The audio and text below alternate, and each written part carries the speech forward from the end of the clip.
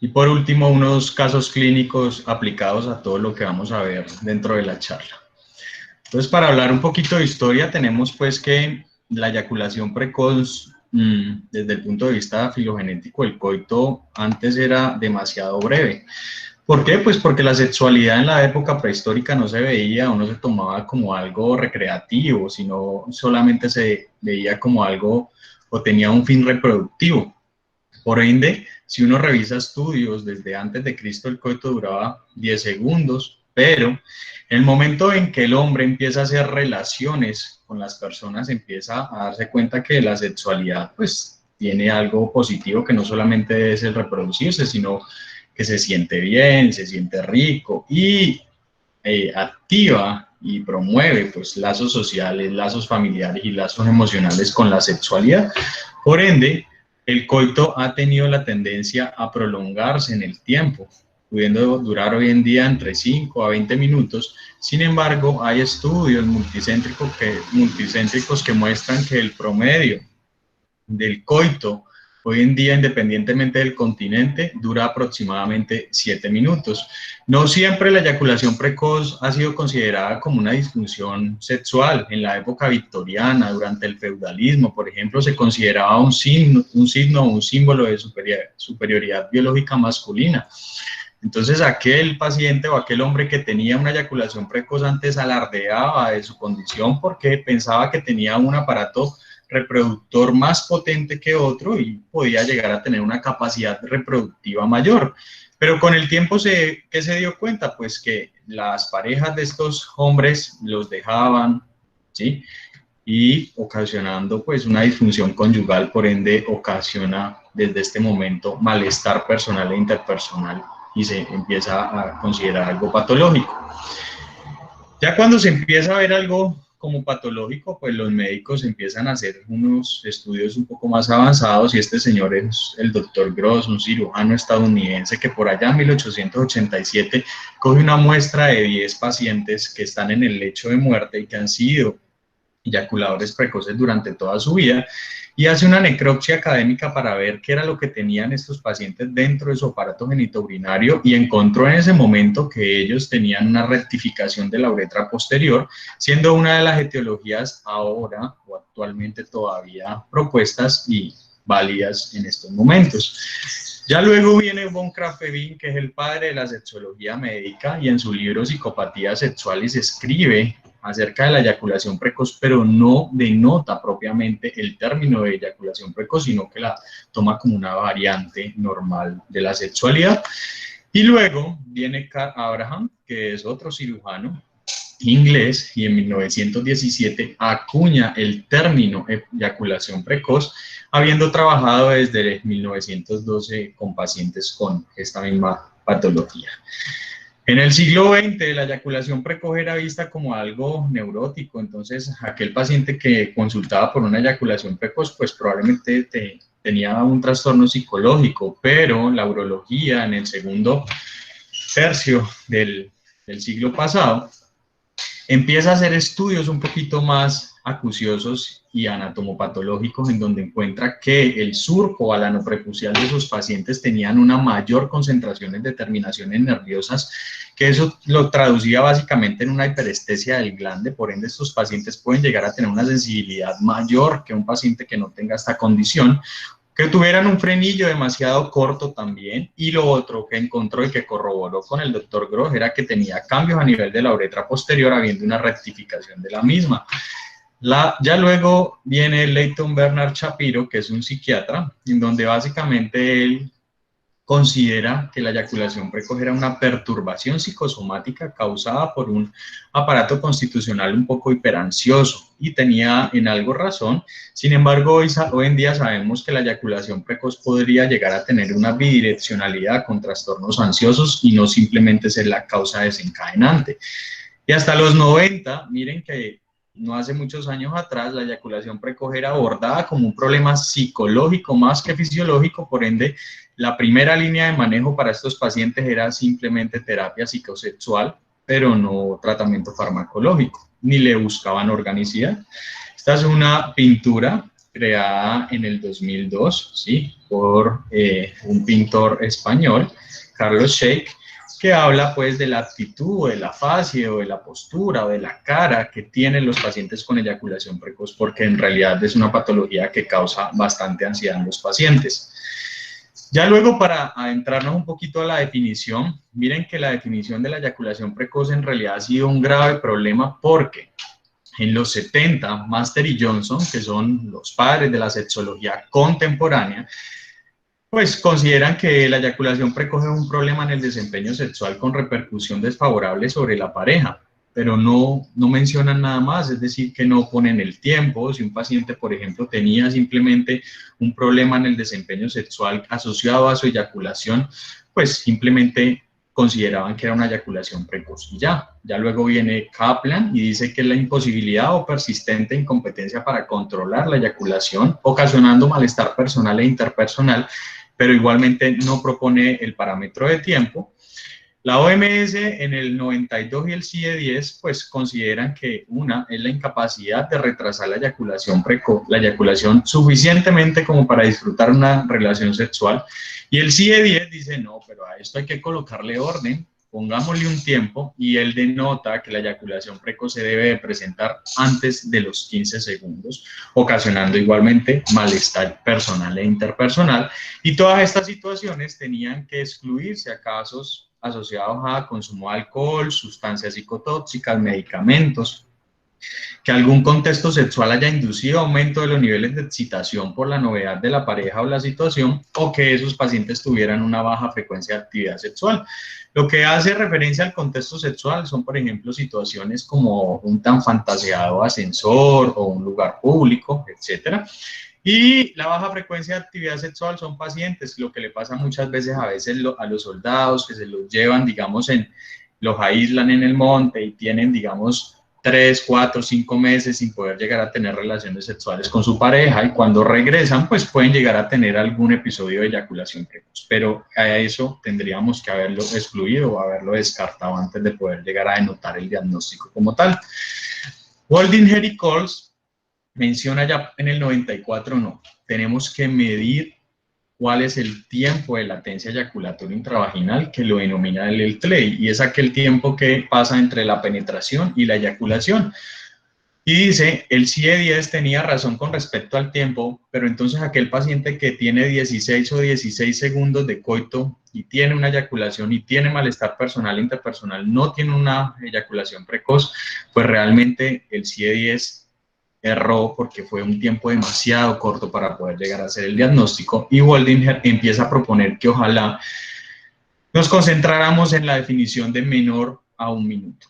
El DSM-4 está de acuerdo con Waldinger, asociado siempre a malestar personal o interpersonal, y ya como estamos en el DSM-5, miren que el DSM-5 dice que la eyaculación precoz tiene 4 componentes: una eyaculación precoz permanente, que es aquella que dura menor a 1 minuto y ha existido desde siempre. La adquirida es aquella en donde el paciente nunca tuvo eyaculación precoz, pero ya tiene 30, 40 años y de un momento a otro desencadena los episodios de eyaculación precoz. Luego viene la eyaculación precoz natural variable, que es aquella que puede llegar a pasar o a suceder ocasionalmente, sí, pero puede llegar a ser variable en el tiempo. Pueden llegar a haber ciclos en donde el paciente tenga episodios de eyaculación precoz, pero ciclos en donde básicamente no presentan ningún tipo de sintomatología ni de eyaculación precoz.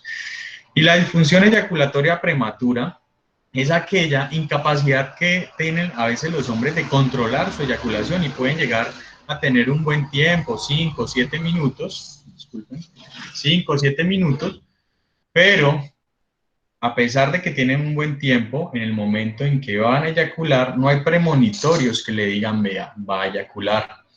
Usualmente los hombres, el 99% de los hombres tenemos esa capacidad, que es ¿cuál capacidad? De reconocer el clímax. Y el clímax es ese punto antes del orgasmo en donde el hombre dice, voy a eyacular, y va a tener la capacidad de parar la relación sexual, de cambiar la postura, de cambiar el movimiento, de parar la velocidad. ¿Para qué? Para prolongar un poco más el tiempo de latencia eyaculatoria intravaginal. Pero hay un 1% de esos pacientes que no van a tener ese control eyaculatorio y a eso es que se denomina disfunción eyaculatoria prematura no asociada a tiempo. La Sociedad Internacional de Medicina Sexual por allá en el 2007 menciona que la incapacidad para retrasar la eyaculación, ocasionando malestar personal e interpersonal menor a 1 minuto, y la Guía Clínica de Asociación Urológica ya en el 2010 dice que es más pronto de lo deseado, asociado a 1 minuto y asociado al malestar personal o de ambos. Entonces, miren que hay muchas definiciones, pero en realidad, ¿a qué tenemos que o en qué tenemos que colocar mucho cuidado? Uno, la eyaculación precoz es una disfunción sexual en donde el varón eyacula antes de lo deseado al iniciar el acto sexual o al tocar la vagina, o no solamente la vagina, sino puede llegar a ser asociado a sexo oral o a sexo anal, o incluso antes de intentar una penetración, y vamos a ver que hay otra clasificación o hay una clasificación que denota ya el tiempo con respecto a la severidad. Para yo poder llegar a confirmar una eyaculación precoz como tal, el paciente tiene que durar menos de 1 minuto. Con eso podemos llegar a hacer una prueba confirmatoria de eyaculación precoz. Y aquellos que duren menos de 1 minuto y medio, pues los tenemos que llamar como pacientes con una probable eyaculación precoz y ya más adelante vamos a ver qué le vamos a hacer a esos pacientes. Obviamente, todo esto tiene que persistir por más de 3 meses. Todas las disfunciones sexuales deben de persistir por más de 3 meses, porque si no persisten por más de 3 meses, eso no es una eyaculación precoz, ni es una disfunción sexual, sino probablemente algo adaptativo, pero propiamente no una disfunción. Desde el punto de vista epidemiológico hay muchos estudios, les traje de pronto los más grandes. El Estudio Global de Actitudes y Conductas Sexuales por allá en el 2005 muestra una prevalencia del 30% y otro en el 2007 hasta el 22.7%.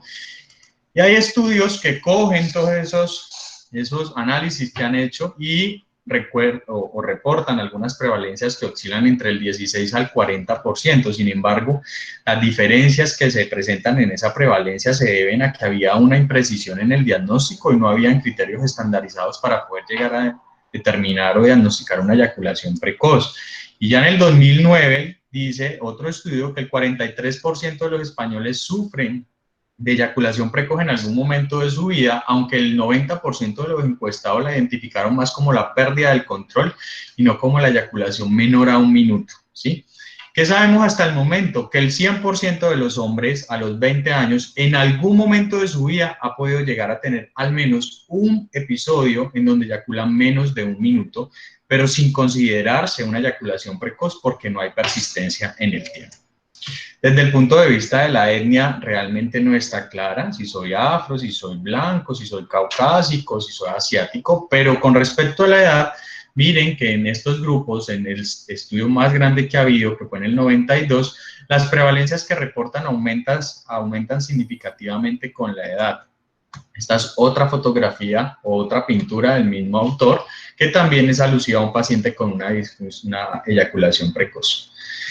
Con respecto a la clasificación, pues hay una que es primaria y otra que es secundaria. La primaria es donde el paciente le dice, vea doctor, yo tengo 18 o 20 años y yo me empecé a masturbar a los 13 años, a los 14 años y desde siempre mi eyaculación ha sido menor a 1 minuto. Siempre, en lo que yo recuerdo, a veces ni siquiera el pene se alcanza a parar bien para yo eyacular. Esa es la eyaculación precoz primaria, la que ha existido desde siempre. Las causas pueden llegar a ser psicogénicas o biogénicas. Dentro de las psicogénicas está la ansiedad, el efecto de las primeras experiencias sexuales. ¿Cuáles son las primeras experiencias sexuales que tiene un paciente o un varón? Pues durante su adolescencia. ¿Con quién? Él solo, haciendo autosexualidad o masturbación en su baño. ¿Qué hace la familia cuando se mete al baño de pronto a bañarse y utiliza ese tiempo además para masturbarse? La familia empieza a tocar la puerta, ¿qué hubo? Muévase, le va a coger la tarde. Entonces el paciente empieza a crear un biofeedback negativo a nivel cortical y empieza a aprender que la sexualidad se debe vivir rápidamente y puede llegar a tener efectos deleterios más adelante. La frecuencia de la actividad sexual, lo que les explicaba ahora rato, técnicas o ausencia en las técnicas del control eyaculatorio y teorías evolutivas y psicodinámicas que están asociadas a a abuso sexual en la infancia, etc. Hay otras que son etiologías o causas biogénicas. Una de ellas, que ha sido muy estudiada, la hipersensibilidad peneana o del glande, que es donde han encontrado que en el surco balanoprepucial, que es el que une el glande con el cuerpo del pene, pues hay un mayor número de terminaciones nerviosas que se van a traducir en una hipersensibilidad peneana, una eyaculación hiperexcitable por una disfunción de los receptores centrales de serotonina, que ahora más adelante en la fisiopatología lo vamos a explicar un poquito mejor, y hay una predisposición genética que se ha encontrado de manera recesiva, en donde el paciente, si tuvo un padre con eyaculación precoz primaria, pues tiene una probabilidad grande de poder llegar a tener una eyaculación también el hijo, una eyaculación precoz. La otra clasificación es la prematura o precoz secundaria, que es aquella en donde el paciente estuvo bien hasta cierto momento, ¿no, doctor? Yo tengo 30 años y hasta hace 4 meses o 6 meses yo estaba súper bien, mi tiempo eyaculatorio eran de 10, 15 minutos, pero de un momento a otro se me desencadenó una eyaculación precoz. Y hoy en día estoy eyaculando en 30 segundos, 40 segundos. Esa es la secundaria. Es también denominada en alguna literatura como eyaculación precoz adquirida. Esta tiene una etiología o una causa completamente distinta. Puede llegar a ser asociada a disfunciones eréctiles, sí, puede ser asociación a esto, y ya van a darse cuenta que hay hasta el 50% de los pacientes eyaculadores precoces pueden llegar a tener una disfunción eréctil. Puede llegarse a asociar con un deseo sexual hipoactivo hasta el 47% de estos pacientes, o pueden llegarse a deber a prostatitis, que son infecciones propiamente de la próstata, a uretritis, que son infecciones de la uretra, a un hipertiroidismo, a un accidente cerebrovascular, ¿sí?, que comprometa el lóbulo frontotemporal, a polineuropatías como la polineuropatía diabética, la polineuropatía alcohólica u otras por déficit de vitamina B2, etc. A enfermedades cardiovasculares también, pero aquí me voy a detener un poquito en esclerosis múltiple porque, ojo, aquel paciente que ustedes tengan con una eyaculación precoz, que ustedes le descarten cualquier tipo de organicidad, que le arranquen tratamiento, como lo vamos a ver más adelante, y el paciente no mejore, ustedes tienen que pensar que ese paciente puede estar desarrollando una esclerosis múltiple. Hay estudios que se han encontrado que la eyaculación precoz puede llegar a aparecer hasta 15 años antes de las manifestaciones clínicas de la esclerosis múltiple, y recuerden que esta es una enfermedad neurodegenerativa que tiene tratamiento, pero en realidad no tiene cura, y que tenemos que diagnosticarla ojalá lo más temprano posible para evitar secuelas neurológicas importantes en estos pacientes. La eyaculación precoz secundaria también se debe a patología traumática, por ejemplo, que el paciente haya tenido un aneurisma aórtico y hayan hecho en su acto quirúrgico un traumatismo del sistema nervioso simpático, que hayan tenido fracturas de pelvis o que hayan tenido traumas craneales comprometiendo el lóbulo frontotemporal, que tengan una eyaculación precoz secundaria por fármacos también, los famosos simpático-miméticos, la efedrina, la adrenalina, ¿sí?, la fenilefrina, los antagonistas serotoninérgicos, cabergolina, bromocriptina, los agonistas dopaminérgicos, perdón, como cabergolina, bromocriptina, los antagonistas serotoninérgicos como la metoclopramida, los diuréticos de asa como la amiloride, la furosemida y otros agonistas colinérgicos igualmente.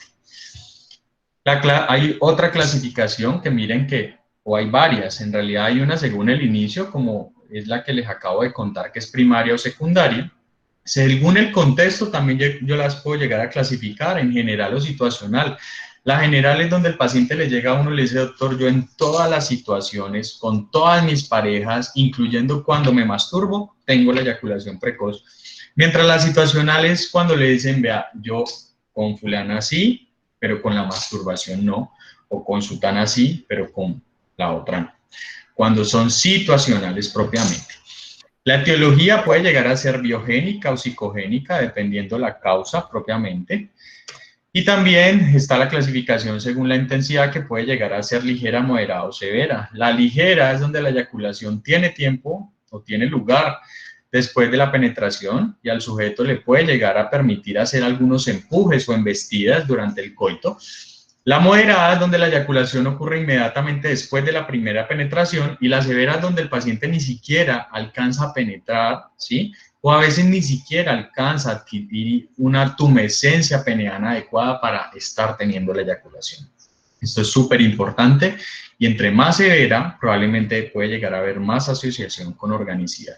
Y la asociación con otras disfunciones sexuales, como les mencionaba anteriormente, se puede llegar a asociar con disfunción eréctil o con deseo sexual hipoactivo, pero miren que casi que hasta el 50% de estos pacientes tienen asociación con otra disfunción sexual y de ese 46.3%, el 50% van a tener una disfunción eréctil, el 47% van a tener un deseo sexual hipoactivo, que son los niveles de deseo bajos o disminución de la libido, y otro 2.4% se pueden llegar a asociar a lo que antes llamábamos aversiones sexuales y hoy en día denominamos orientaciones parafílicas como zoofilia, pedofilia, pederastia, sadomasoquismo, voyerismo, etcétera, etcétera. También debemos de pensar en esas causas, en asociación. La eyaculación precoz y otros trastornos asociados, sí, puede llegarse a asociar a trastornos como la disfunción eréctil, la cual pues va a ocasionar una bidireccionalidad con respecto a los trastornos de ansiedad y puede llegar a empeorar tanto la eyaculación precoz como a empeorar la disfunción sexual o la disfunción eréctil en caso tal de que las dos lleguen a estar concomitantemente en un paciente. Desde el punto de vista fisiopatológico, si ustedes logran entender esta diapositiva, se van a dar cuenta porque una de las líneas de manejo serían los inhibidores de la recaptura de serotonina, que más adelante los vamos a ver. Aquí en esta imagen, tenemos la neurona presináptica, acá la neurona postsináptica. En la neurona presináptica, pues van a haber unos receptores 5-HT1A, que esos receptores van a tener la característica de que van a detener el impulso nervioso para poder que ese paciente pueda llegar a tener su orgasmo o su eyaculación dentro de un tiempo normal, si estuvieran en condiciones normales. Pero si estos receptores 5-HT1A tienen una hipersensibilidad, estos receptores no van a permitir que estas vacuolas presinápticas se alcancen a llenar la neurona presináptica, sino que como tienen hipersensibilidad, con una o dos vacuolas van a desencadenar el estímulo eyaculatorio. La otra etiología puede llegar a ser una hiposensibilidad de los receptores 5-HT2C, que son los receptores posinápticos. ¿Qué hacen estos receptores posinápticos? Tienen la capacidad mixta, una de excitatoria, otra inhibitoria. ¿Qué hacen con las vacuolas? Cuando se pega aquí la vacuola a este receptor le dice a la vacuola, venga, esperemos un momento, dejemos que todos los receptores que están sobre esta neurona se llenen de las vacuolas y cuando estén llenos completamente, desencadenamos el estímulo eyaculatorio para que este paciente o esta persona pueda tener su eyaculación.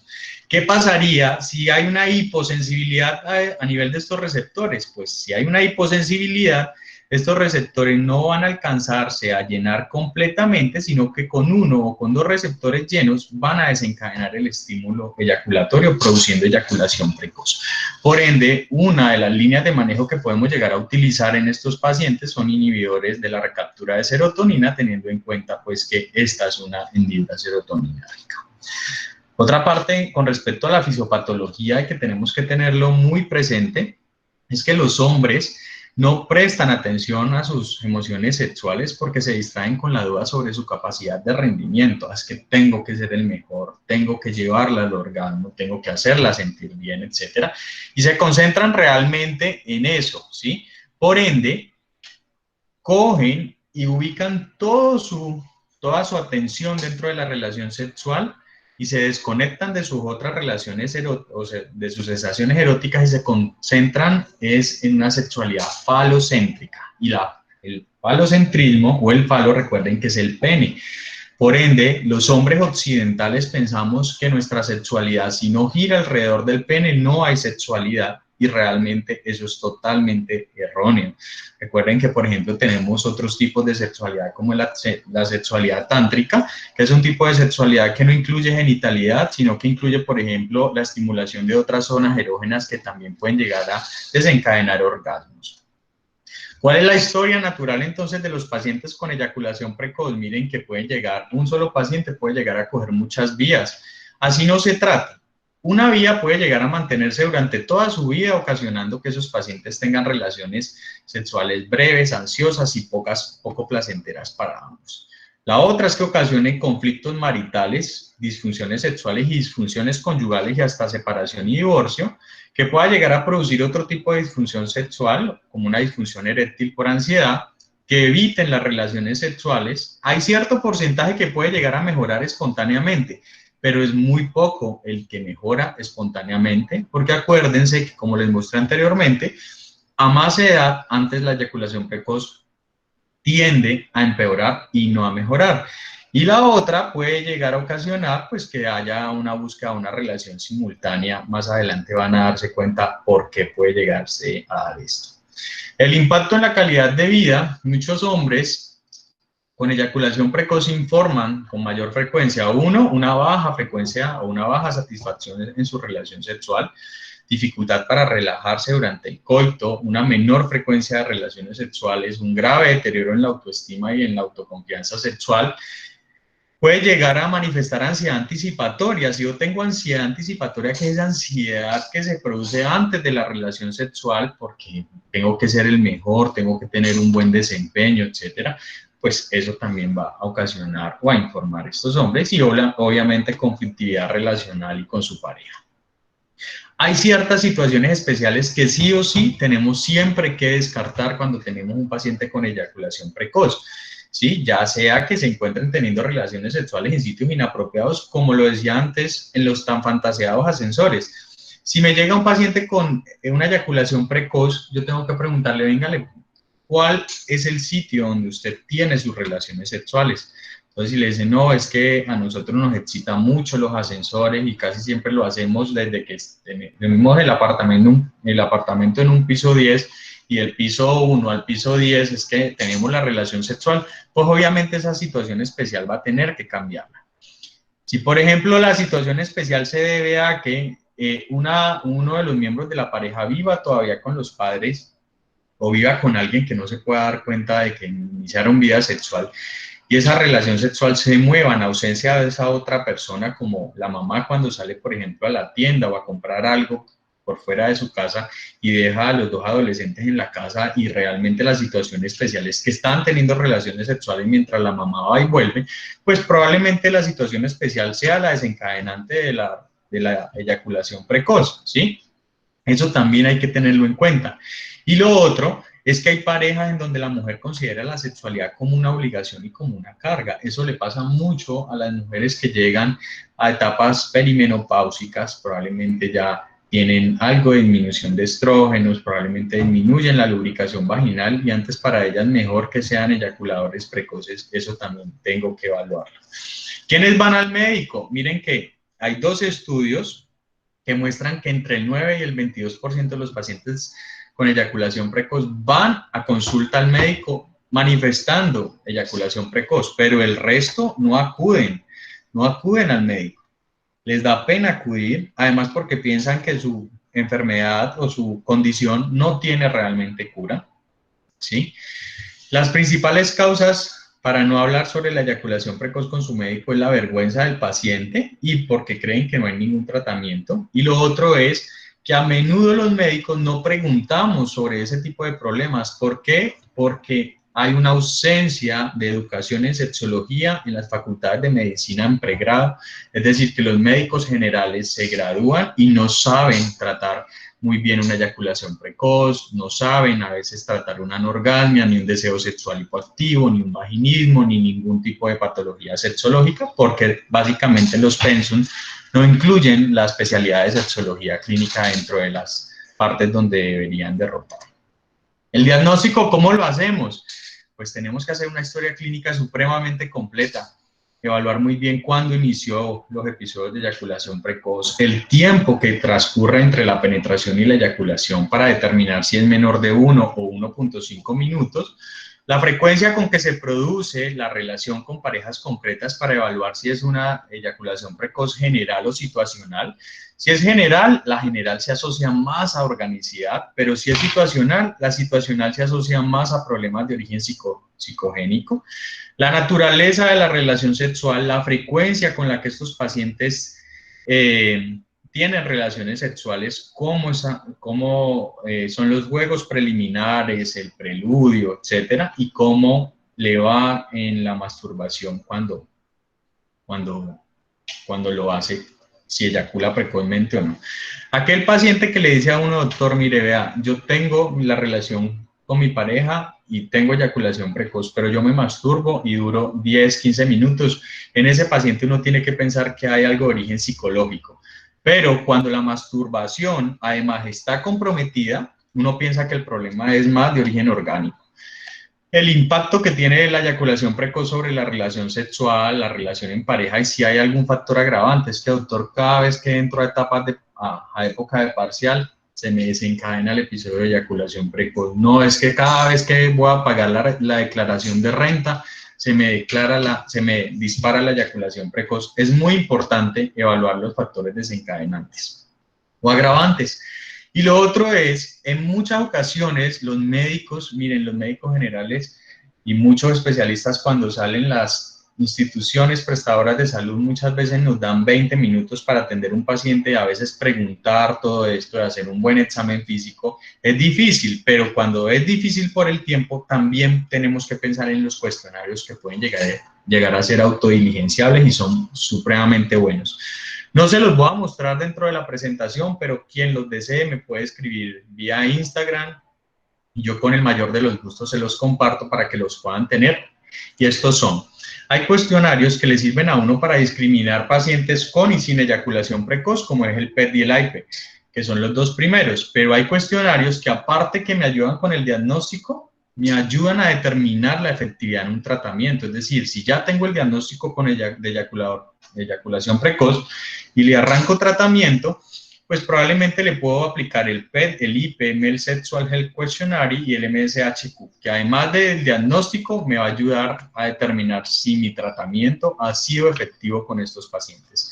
Todos estos son cuestionarios autodiligenciables y son dinámicos en el tiempo, es decir, me pueden llegar a servir para evaluar la evolución de estos pacientes. Es diferente si un paciente me llega a mi consulta porque soy sexólogo, pero es diferente si les llega a muchos los que están viendo la presentación que pueden tener otra especialidad o pueden llegar a ser médicos generales u ser trabajadores de la salud, etc.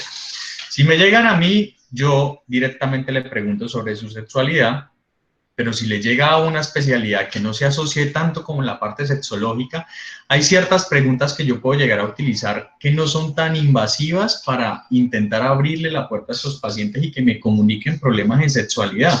Como cuáles son esas preguntas. Miren, con relación a su actividad sexual, ¿tiene usted alguna dificultad?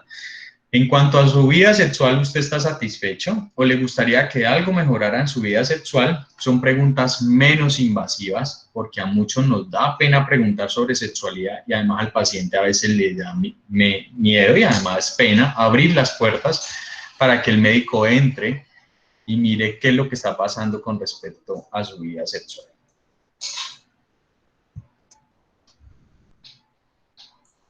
¿Qué paraclínico, qué estudios complementarios le debo de pedir al paciente con eyaculación precoz?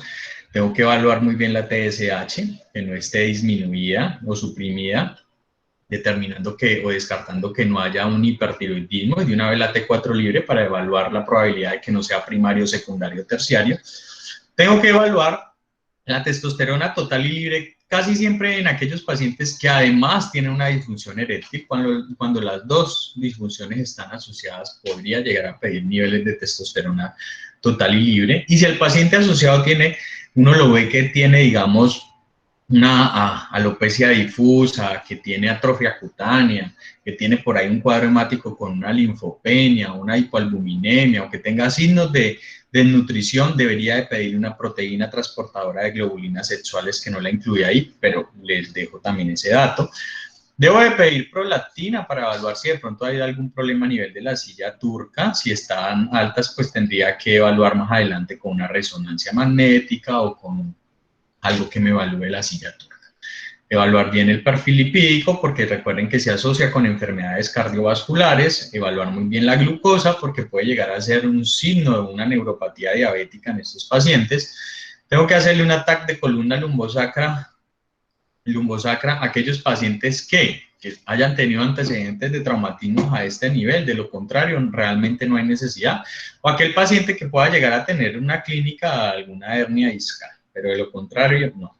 Y TAC cerebral simple o contrastada, pues una simple en caso tal de que yo esté sospechando que ese paciente me hizo un SB isquémico frontotemporal o que me está haciendo, o si yo estoy pensando que me está haciendo probablemente un tumor del lóbulo frontotemporal, yo le pido la contrastada para evaluar bien esa parte. Bueno, el tratamiento. Yo tengo que evaluar hablar muy claramente con el paciente acerca de las expectativas que tiene él con respecto a mi tratamiento. Yo como médico sexólogo puedo llegar a calcular mentalmente si ese paciente se demora, por ejemplo, 50 segundos, yo puedo llegar a calcular mentalmente si le coloco 1 o 2 medicamentos o asocio algún tipo de terapia, cuánto lo voy a llevar con respecto a tiempo, ¿sí? ¿Me hago entender? Si yo, por ejemplo, sé que él se demora 1 minuto y yo pienso que puede llegarse a beneficiar de una lidocaína, por ejemplo, yo sé que la lidocaína multiplica por 5 el CLEI, es decir, que ese paciente se va a terminar demorando entre 5 a 6 minutos.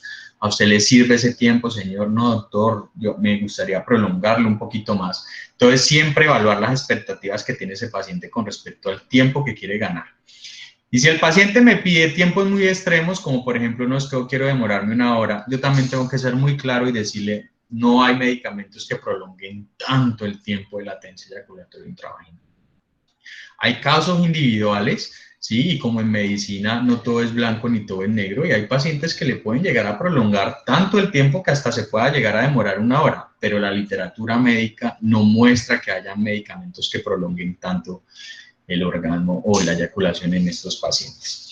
Si la eyaculación precoz se asocia con una disfunción eréctil o otra disfunción sexual o una infección genitourinaria, yo debo de tratar primero las anteriores, no tratar la eyaculación precoz. Si yo encuentro, por ejemplo, que el paciente tiene un hipertiroidismo, yo trato el hipertiroidismo. Y si yo lo trato, el paciente me va a mejorar la eyaculación precoz si el hipertiroidismo es el causante de la misma. Ah, que le encontré una prostatitis porque le hice un tacto rectal y la próstata estaba dolorosa, además tuvo descarga uretral, etc.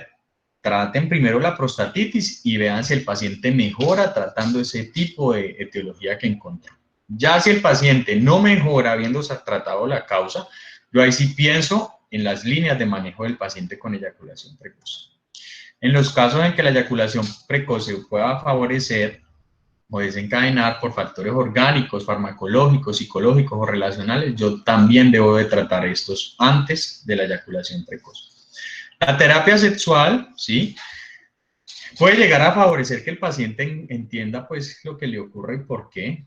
Además le va a servir a que la pareja se responsabilice un poquito también del problema porque la situación de eyaculación precoz no es solamente algo personal, sino que yo debo incluir a mi pareja para poder llegar a encontrar alguna solución o llegar a redefinir el trastorno insistiendo en la optimización de la sexualidad más que en la eyaculación precoz. Por ejemplo, si yo veo que es que esa pareja puede llegar a mejorar, si de pronto mejoran el preludio o cambian la situación especial, pues eso lo puedo llegar a hacer en terapia.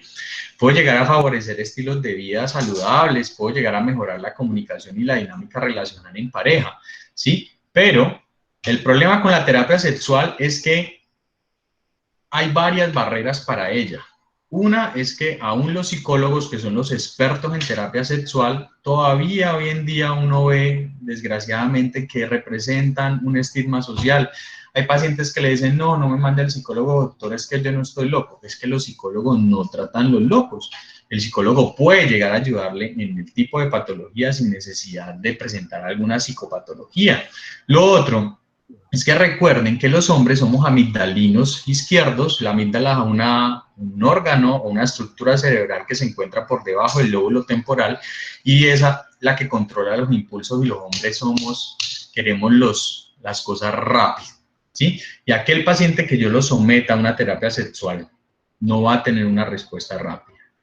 El mínimo tiempo para que una psicoterapia pueda llegar a mejorar en algo, una eyaculación precoz, de origen psicogénico son mínimo 3 meses. Ya hay distintos estudios que muestran que solamente colocarlos en psicoterapia, estos pacientes con etiología psicológica solamente mejoran entre un 50 a un 60%, es decir, que al final uno puede llegar a terminar adicionándole algún tipo de medicamento. Y lo otro es que muchos pacientes cuando le llegan a uno como médico, el paciente ya ha ido al psicólogo y ya ha hecho psicoterapia y el paciente no ha mejorado con la psicoterapia. Es decir, uno tiene que evaluar muy bien cuáles han sido las barreras o si tiene algún tipo de barrera.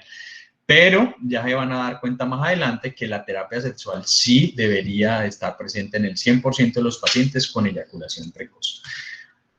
Hay estrategias individuales como es el entrenamiento en la relajación fisiológica, ¿sí? Intentar de que él se relaje concentrándose no solamente en su sensación física a nivel del pene, sino que él se concentre también en otro tipo de situaciones o en otro tipo de sensaciones como que le den besos, que le estimulen otras zonas erógenas, como en la cara interna de los brazos, la cara interna de los muslos, la región dorsal, la región cervical, la región sacra, etcétera. Es decir, trasladando las sensaciones a otra zona erógena que no necesariamente sean sus genitales.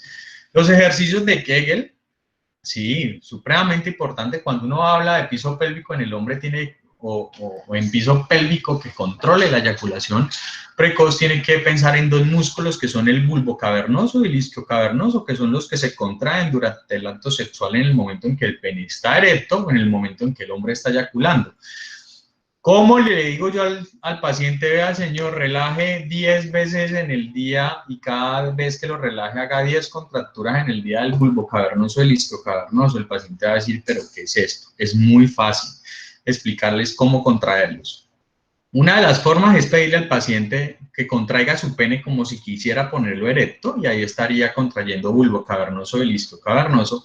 Y lo otro es decirle al paciente que básicamente contraiga su esfínter anal. Contraiga el ano y en la contracción del ano también hay contractura del isquio cavernoso y del bulbo cavernoso que hacen parte también de los músculos, pues propiamente del control eyaculatorio del piso pélvico. La idea de estos ejercicios de Kegel, como les decía, es que se hagan 10 sesiones al día y que cada sesión tenga o contenga entre 5 a 10 contracciones, ¿sí? Cosa que al final del día ese paciente haya hecho al menos 100 contracturas en el día. Solamente colocarle ejercicios de Kegel puede llegar hasta el 61% de estos pacientes a mejorar. Pero si yo a estos ejercicios de Kegel le coloco electroestimulación del piso pélvico, ¿sí? Que son unos TENS que se colocan a nivel de fosa ilíaca, cara interna de los muslos, y le pasan cierto tipo de corriente, pueden llegar a mejorar también hasta en un 65% tras 12 meses de tratamiento. Son medidas, digamos, que no son a corto plazo. Hay otras técnicas, y esto sí quiero que le coloquen mucho cuidado, y es, por ejemplo, yo puedo llegar a recomendarle al paciente que haga una terapia premasturbatoria, es decir, decirle al paciente, mastúrbese antes de la relación sexual. Le va a servir para la eyaculación precoz. ¿Cuál es el problema? Que muchos hombres no alcanzan a tener un segundo episodio de erección después de que se masturban. Entonces muchos no alcanzan a hacer terapia premasturbatoria. Si el paciente le dice, no, yo me puedo masturbar y puedo eyacular y luego puedo estar con mi señora, no hay ningún problema. Que se masturbe o que haga premasturbación antes de la relación sexual le va a servir. ¿Por qué? Porque si se premasturba, todas las vacuolas que están en la hendidura, en la neurona presináptica, van a salir de ella en el momento de esa primera eyaculación. Es decir, que en la segunda uno siempre se demora más en eyacular precisamente porque esa neurona presináptica se demora más en llenarse de esas vacuolas. Otra técnica es el aclimatamiento vaginal, ¿sí? El aclimatamiento vaginal es que el pene, usualmente en condiciones normales, si no está dentro de la vagina, del ano o de la boca, ¿sí? Pues está en un medio que es el medio ambiente, y el medio ambiente es un medio que es seco, ¿sí? Y es frío, y cuando entra dentro del canal vaginal, anal u oral, entra un medio que es húmedo y además es caliente o es tibio. Eso ocasiona una descarga neuroadrenérgica que va a predisponer que ese paciente tenga eyaculación precoz si empieza las embestidas inmediatamente. ¿Qué es el aclimatamiento vaginal? decirle al paciente, introduzca su pene dentro del canal vaginal y espere durante 30 a 40 segundos mientras su pene se aclimata a ese medio. ¿Para qué? Para que esa descarga neuroadrenérgica no se produzca tan fuertemente y produzca eyaculación precoz. Es muy importante. Esta primera o estas dos primeras, ¿sí? Tienen que colocar cuidado, digamos, a la hora de formularlas. ¿Por qué? Porque hay algo que uno tiene que cuidar mucho en el momento en que manda un tipo de técnica de estas y es la espontaneidad en la que se mueve la relación sexual.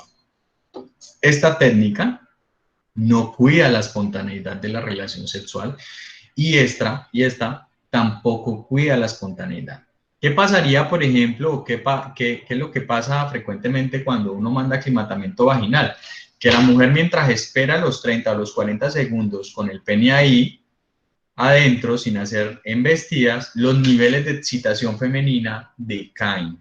Entonces puede llegar a ser contraproducente para la mujer en términos de excitación. El stop-start, que es también la técnica de arranque y parar, ¿sí?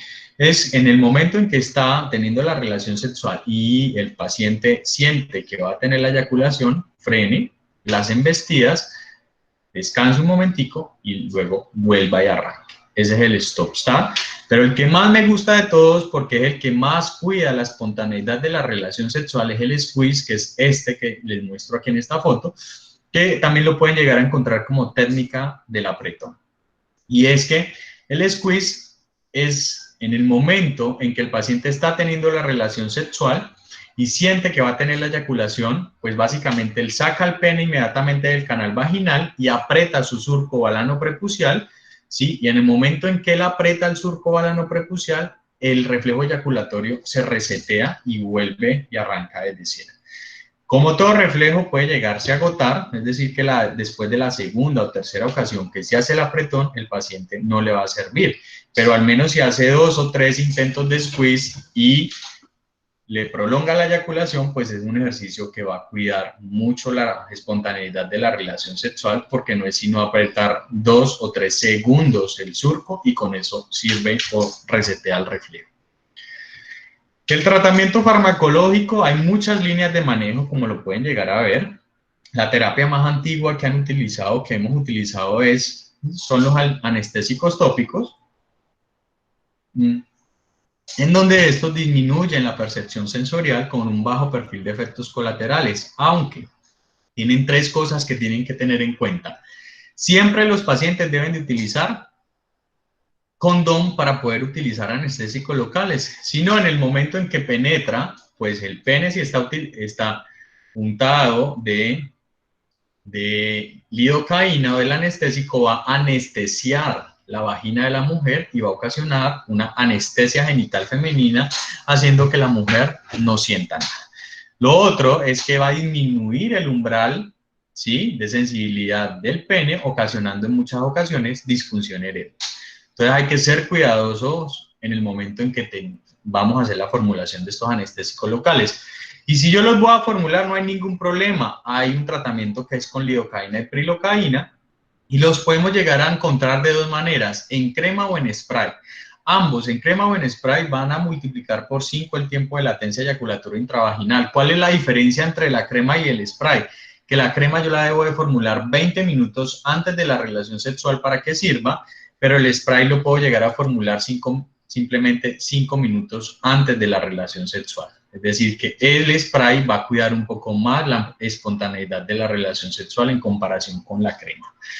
La Essence Screen es una crema que nació en Corea con un compuesto de extractos de 9 productos naturales y que en evidencia médica tenían una tasa de éxito hasta el 89.2%. Pero el 19% de los pacientes que la utilizaban, pues podían llegarse a asociar con irritación localizada y lo otro es que olía muy mal. Y recuerden que todos, tanto hombres como mujeres, somos muy olfatorios y para desencadenar una buena respuesta sexual tenemos que olerle rico a la pareja. Si la pareja huele mal, pues probablemente esos niveles de excitación van a disminuir. Por ende, hoy en día no es una crema que se utilice mucho desde el punto de vista médico, pero si la llegan a conseguir y si no les molesta el olor, la podrían llegar a conseguir y van a tener una tasa de éxito adecuada. De ahí sigue la crema de diclonina alprostadil, que es un anestésico local con un vasodilatador. La prostadil es un inhibidor de prostaglandina E1. Sí, que básicamente se va a colocar intrauretral, como lo muestra la foto, ¿sí? Y va a ocasionar una muy buena respuesta con respecto al retraso en la eyaculación precoz. ¿Cuál es el problema? Que no todos los pacientes tienen una muy buena técnica aséptica y puede llegarse a asociar con infecciones de vías urinarias recurrentes. Y lo otro es que es una crema que está contraindicada en los pacientes en estado de inmunosupresión, como los pacientes con VIH positivo, que tengan alguna enfermedad inmunorreumatológica, que tengan un cáncer activo o que tengan un consumo crónico de esteroides por A o por B motivo. Otro tipo de tratamientos son los antidepresivos tricíclicos. La clormipramina hasta por allá en el 2005 era la primera línea de manejo, ¿sí? Sin embargo, la clormipramina, como todo antidepresivo tricíclico, tiene unos efectos adversos que son efectos anticolinérgicos. ¿Cuáles son los efectos anticolinérgicos? Visión borrosa, sensación de caminar en las nubes, boca seca, ojo seco, mucosas secas. Entonces puede llegar a ocasionar malestar durante la relación sexual, además que pueden llegar a producir mucho sueño durante el acto sexual. Pero en dosis de 25 a 50 miligramos podrían llegar a aumentar el tiempo de latencia hasta 4.6 veces más, ¿sí? Sin diferencias significativas tanto con sertralina como con fluoxetina. Lo que les contaba de los efectos secundarios, muchos son de tipos anticolinérgicos, ¿sí? Y lo otro importante que hay que tener en cuenta con estos pacientes a la hora de la formulación es que estos pueden llegar a disminuir la libido, es decir, que el deseo sexual puede llegar a disminuir un poco en estos pacientes y además ocasionar disfunción eréctil. Y ahí siguen los inhibidores selectivos de la recaptura de serotonina, ¿sí? En donde básicamente estos pueden llegar a tener un impacto sobre la eyaculación precoz después de los 2 o 3 días de tratamiento. Cuando uno habla de los inhibidores, tiene que hablar de 3, la fluoxetina, sertralina y paroxetina, que son inhibidores selectivos, pero son de acción larga. Si yo tengo un paciente, por ejemplo, que tiene relaciones sexuales una vez al mes o 2 veces al mes, no importa, señor, si yo le voy a formular uno de estos 3, todos los días tiene que tomarse el medicamento. Si no sirven como tratamiento pre-relación sexual porque su vida media es larga. A diferencia de la dapoxetina, que tiene un perfil farmacocinético completamente diferente a las 3 primeras, en donde este es un inhibidor selectivo pero de acción corta. Entonces este sí nos va a servir antes de la relación sexual. Tómese, señor, su Privilegy 30 miligramos o 60 miligramos 30 o 60 minutos antes de la relación sexual y con eso tiene el efecto. Entonces, este sí puede llegar a tomarse antes de la relación sexual. Ese paciente que tiene relaciones sexuales con baja frecuencia, una vez al mes o 2 veces por mes, la dapoxetina sería ideal. Pero en aquellos que tengan una actividad sexual 3 por semana, 4 por semana o diario, sería mejor montarlos en un tratamiento continuo con alguno de estos 3 primeros. La dapoxetina es la primera línea de manejo en pacientes industrializados o europeos. La FDA lo aprobó cerca del 2012, lo podemos llegar a conseguir, ¿sí? El problema es el costo, es muy costoso, entonces a ver, si el paciente tiene una frecuencia de actividad sexual muy grande, pues es un tratamiento que no le va a salir muy cómodo desde el punto de vista económico. Tras la administración de 30 o 60 miligramos de dapoxetina, los pacientes van a tener una concentración máxima a la hora y no van a tener problema con respecto a su relación sexual y el tiempo se le va a prolongar. No, los pacientes que ingieran dapoxetina pueden llegarla a ingerir con alimentos, no tienen ningún problema. Y el perfil farmacocinético entre 30 a 60 realmente es nulo, es decir, que no van a ocasionar acaticia ni ningún síntoma pues asociado a los inhibidores selectivos. Hay varios estudios con población importante durante una duración importante que muestran que la dapoxetina es el inhibidor que más puede llegar a prolongar la fase de tiempo de latencia eyaculatoria intravaginal Mire que las dosis recomendadas tanto para este antidepresivo tricíclico como para estos inhibidores de la recaptura de serotonina son casi que las mismas dosis antidepresivas con un incremento del TRACE significativo para cada una de estas. El citalopram y el escitalopram, que son ansiolíticos, los resultados realmente son muy contradictorios, ¿sí? Aunque ambos podían llegar a mostrar el incremento del TLEI, pero podían llegar a disminuir la fase de deseo sexual en estos pacientes. No son tratamientos de primera línea realmente en pacientes con eyaculación precoz. Los inhibidores de la 5-fosfodiesterasa sirven más porque disminuyen un poco la ansiedad anticipatoria. Recuerden que, si se acuerdan, hace 15 días que veíamos disfunción eréctil, el mecanismo de acción de los inhibidores de la 5-fosfodiesterasa es a nivel de la célula endotelial, ¿sí? Produciendo, sacando óxido nítrico, ese óxido nítrico se mete dentro del endotelio, va a nivel GMP cíclico, saca el calcio, relaja la célula y mejora la fase de erección. Nada tiene que ver con eyaculación. Entonces sirve más porque va a reducir la ansiedad de desempeño porque el pene va a estar más firme durante el acto sexual, ¿sí? Pero realmente no hay ninguna otra explicación por la cual mejore la eyaculación precoz. ¿En qué pacientes guarden estos medicamentos debajo de la manga? ¿En qué pacientes? Cuando haya una asociación en eyaculación precoz y disfunción eréctil, perfecto, iníciele un inhibidor de la 5-fosfodiesterasa en aquel paciente que tenga ambas comorbilidades, aunque solo para eyaculación precoz no hay ninguna evidencia empírica sólida que se pueda llegar a recomendar. Los bloqueadores alfa-1 selectivos, fenoxibenzamina, alfusocina, terazocina, tansulosina, pueden llegar a servir, pero tampoco son medicamentos de primera línea. Guárdenlos debajo de su manga. ¿Para qué pacientes? Para aquel paciente que tenga una eyaculación precoz asociada a una hiperplasia prostática benigna, cosa de que maten dos pájaros de un solo tiro. Pero de lo contrario, pues no son de primera línea tampoco, aunque pueden llegar a servir. El tramadol se piensa que inhibe la recaptación de norepinefrina y serotonina y por ende puede llegar a ocasionar prolongación del tiempo de latencia eyaculatoria intravaginal.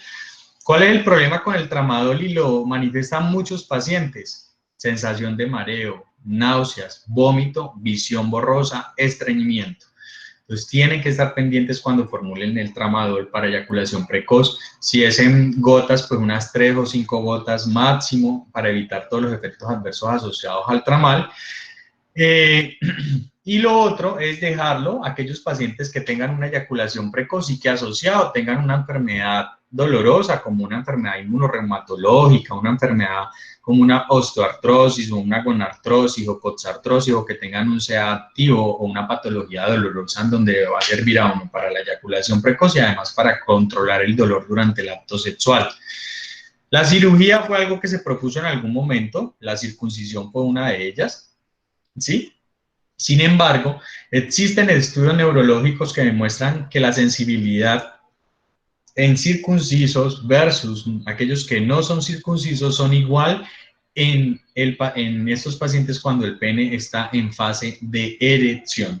Cuando el pene está en fase de tumescencia, ahí sí la sensibilidad puede llegar a ser un poco más en aquellos no circuncisos, pero si el pene está erecto, la sensibilidad en ambos penes va a ser igual. Por ende, la circuncisión no es una cirugía que se haga hoy en día como tratamiento de la eyaculación precoz.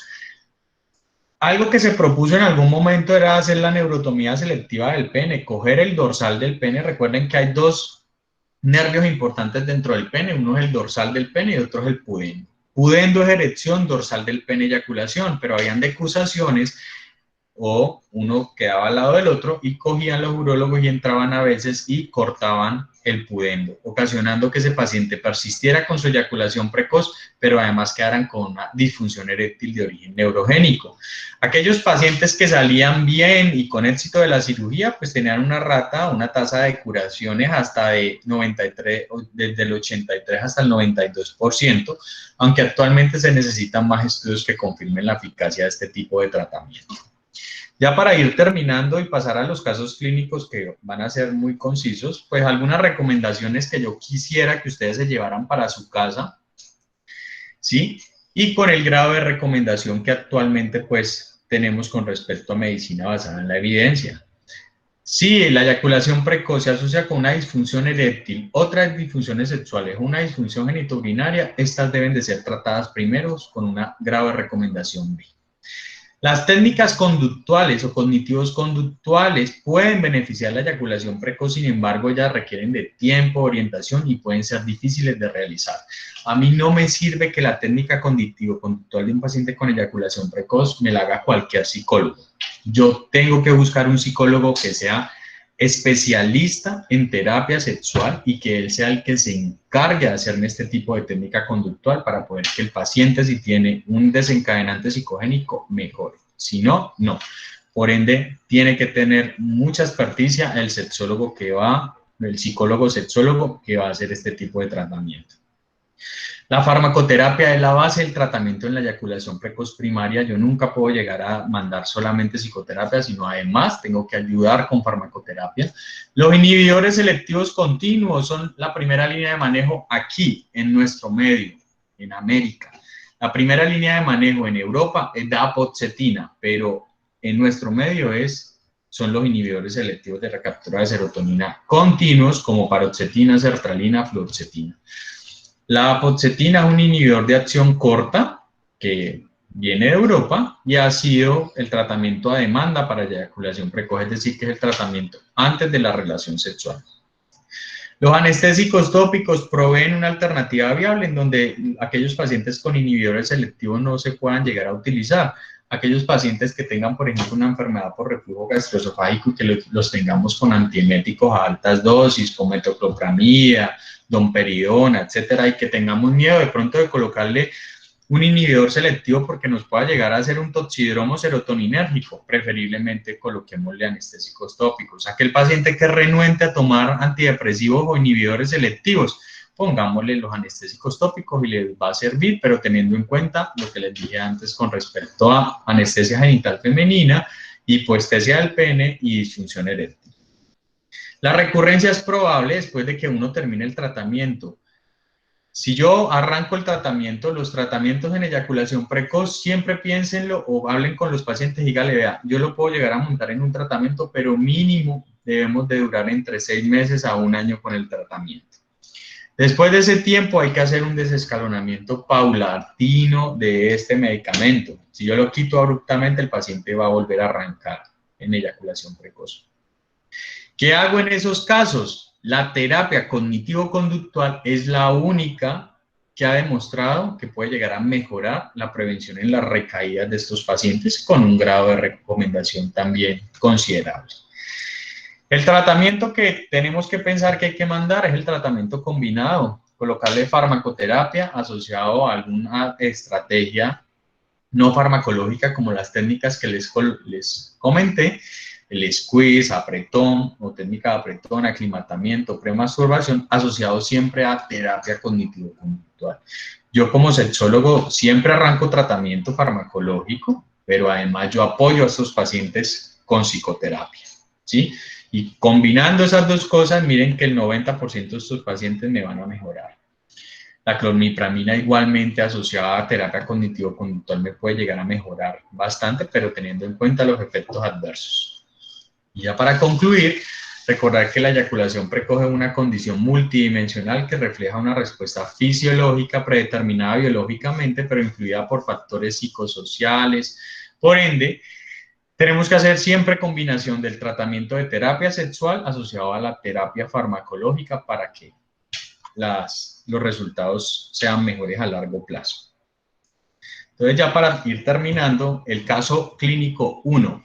Es un paciente que me llega, todos son pacientes de la vida real, son pacientes de mi consulta, de 16 años, me llega manifestando que tiene relaciones ocasionales con su novia, que se demora solamente 15 segundos en el tiempo de latencia eyaculatoria intravaginal, que presenta esto desde hace 2 meses de evolución. Cuando interrogo a este paciente y le pregunto si ha presentado episodios de eyaculación precoz antes, niega. Si le pregunto acerca de la masturbación, niega. Arrancó a masturbarse a los 13 años aproximadamente. Durante la masturbación siempre estuvo en más o menos de 10 a 15 minutos de play, ¿sí? No cumple el criterio de eyaculación precoz, además porque no persiste por encima de los 2 meses, Pero yo cuando evalúo la parte de las situaciones especiales, la forma en como este adolescente tenía relaciones sexuales con su novia era mientras la mamá de esta novia salía a la tienda y regresaba a su casa. Por ende, este paciente yo no lo puedo llegar a categorizar como una eyaculación precoz, sino como una situación especial asociada a episodios de eyaculación precoz. ¿Qué tendría que hacer en este caso? Cambiar el contexto en donde se mueve la relación sexual para poder que mejore esta parte. No hay que descartarle organicidad ni hacerle psicoterapia, simplemente cambiar la situación especial. El caso 2 es totalmente distinto, ya es un paciente de 35 años, tiene una pareja estable, manifiesta que desde hace un año tiene una eyaculación precoz, es decir, que sería una eyaculación precoz primaria o secundaria, sería secundaria, ¿sí? Tiene 50 minutos de tiempo de latencia, 50 segundos de tiempo de latencia eyaculatoria intravaginal con su pareja, pero cuando yo le digo, usted se masturba de vez en cuando, él me dice, sí, doctor, yo a veces me masturbo, pero durante la masturbación yo puedo llegar a durar 5 minutos, 6 minutos o 10, etc.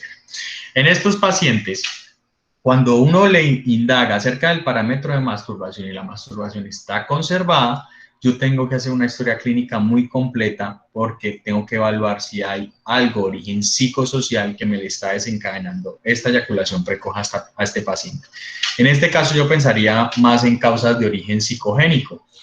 El caso 3 es un paciente de 52 años que tiene 20 minutos de tiempo de latencia eyaculatoria intravaginal y tiene gran malestar por ser eyaculador precoz, pero cuando yo lo interrogo y le vuelvo y le pregunto cuánto es el tiempo que él se demora en el TLE, él me dice, doctor, 20 minutos.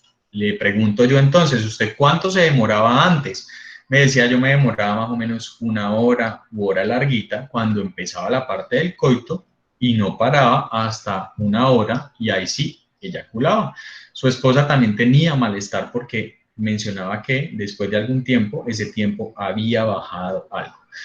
Esto simplemente es una variante normal que está asociada ¿a qué? A la edad. Parte del envejecimiento que hace el aparato genitourinario es la disfunción de los receptores serotoninérgicos, por ende el tiempo puede llegar a bajar, la eyaculación puede ser antes de lo normal cuando empieza la parte del envejecimiento y esto tenemos que tenerlo en cuenta, ¿sí? Decirle a este paciente, darle tranquilidad que hace parte del proceso por el cual se va a someter, digamos, todo su sistema genitourinario asociado al envejecimiento. No habría que descartarle ningún tipo de organicidad, pero si este paciente se siente con mucho malestar por esto, yo podría llegar a ponerle bajas dosis de un inhibidor selectivo o podría llegar a indicar la relación sexual con anestésico local, ¿sí? Para intentar prolongar un poco más este tiempo, pero sin descartar organicidad, ya que es una variante normal. El cuarto paciente es un paciente de 22 años con 1.5 minutos de tiempo de latencia eyaculatoria intravaginal. Durante la masturbación tiene 1 minuto de tiempo de latencia eyaculatoria intravaginal y es una situación que ha presentado siempre. Este paciente tiene una eyaculación precoz primaria y a este paciente sí o sí yo tengo que descartarle organicidad, porque vean la masturbación, cómo se ha comprometido, además que es una situación que se ha presentado desde siempre y es primaria, por ende hay que sí o sí descartarle organicidad y obviamente pues otro tipo de patología. Y en el último caso, de un paciente de 40 años que hasta hace 8 meses tenía un tiempo de latencia eyaculatoria intravaginal de 7 minutos, que estaba dentro del promedio a nivel mundial de lo que es una relación sexual o de lo que dura un coito. Ahora solamente dura 50 segundos de tiempo de latencia eyaculatoria intravaginal. Ha bajado significativamente, claro, y está en un parámetro que confirma el diagnóstico de eyaculación precoz. Más de 3 meses, menos de 1 minuto. El paciente cuando le pregunto por la masturbación, me dice, doctor, no, yo no me masturbo porque yo tengo mi pareja, entonces yo desde que empecé con mi pareja yo nunca más me volví a masturbar, yo simplemente tengo las relaciones sexuales con ella. No hay inconformidad por parte de la pareja cuando yo le digo al señor pase a la camilla, quítese la ropa y colóquese la bata con la abertura hacia atrás para examinarlo, la pareja me dice, doctor, no me le vaya a hacer nada porque a mí me gusta que él tenga este tiempo de latencia eyaculatoria intravaginal. Es decir, que en realidad no hay una inconformidad por parte de la pareja. Este caso es muy importante, es una eyaculación precoz secundaria, ¿sí? Ya una eyaculación precoz porque está por encima de 8 meses, ¿sí? Porque está menor a 50 segundos. Cuando yo no tengo el parámetro de masturbación para evaluarlo, yo tengo que darlo como positivo. Es decir, pensar que este paciente se masturba y está con un tiempo de 50 segundos en la masturbación. ¿Para qué yo darlo como positivo? Para obligarme a descartarle organicidad, porque este es un parámetro que me sirve mucho para determinar si es algo psicogénico o orgánico. Entonces, si no lo puedo evaluar, es mejor darlo como positivo. Al final, yo tengo que evaluar la organicidad. Si hay algo de organicidad a este paciente, yo tengo que darle tratamiento. Si yo le encuentro, por ejemplo, una uretritis, yo tengo que tratársela. O si le encuentro una neuropatía, pues tengo que tratársela. Pero en el momento en que yo vaya a prolongar este tiempo con medida farmacológica, yo tengo que intentar sentar a la pareja y al paciente y hablar con los dos para ver si le prolongo ese tiempo. Porque como no hay inconformidad por parte de la pareja, si yo le prolongo este tiempo, puedo llegar a ocasionar una disfunción conyugal en este tipo de pacientes. No olvidarse, doctores, que de este animalito se demora meses filtreando a su pareja para poder llegar a tener un coito con ella. Y a veces los hombres no quieren ni siquiera dar un beso, ni una caricia, ni un abrazo, sino simplemente tener penetración durante el acto sexual. Siempre intentar mencionarle a estos pacientes que tienen que tener un muy buen preludio durante el acto sexual para poder tener una relación sexual placentera. Muchas gracias. Por acá abajo les dejo mi Instagram. Si tienen alguna duda o quieren escribirme algo, pues por ahí lo pueden llegar a hacer. Muchas gracias. Perfecto, doctor Reyes, muchas gracias a usted. Antes de pasar a la ronda de preguntas, doctor, le recordamos a todos los asistentes que es muy importante contar con su opinión al respecto de nuestras charlas. En el chat les dejamos el link para que se tomen 2 minutos de su tiempo y nos puedan evaluar. Doctor, iniciamos con una pregunta que tenemos en el chat. Nos pregunta Marta Carolina Méndez Pito. ¿Prefiere algún cuestionario para el seguimiento del paciente? El PEP tiene muy buena sensibilidad y especificidad con respecto al seguimiento, sí. Perfecto, doctor. Tenemos otra anunciada, Gabriela. En el caso 1 que usted expuso, preguntó que si el paciente no era demasiado joven y que esa podía ser una de las causas de pronto de su eyaculación precoz.